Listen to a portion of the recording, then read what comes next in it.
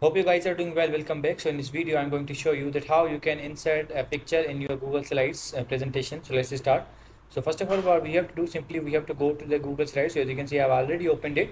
Now simply what we have to do, we have to go to on the slide where we want to add the picture. So So I'm going to click on this option. So as you can see, let's click on the insert image, upload from your computer or search on the web. So these options are provided here. That where you want to choose the picture. For example, I'm going to click on the upload from my computer. And now we have to choose the picture, that which picture you want to upload. For example, I'm going to choose this one. You can also change that. For example, I'm going to click on this.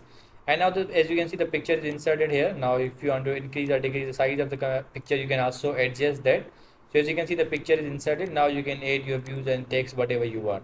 So in this way you can insert a picture in your Google Slides presentation. I hope you guys understand this video, that how you can insert the picture. So see you guys in the next video.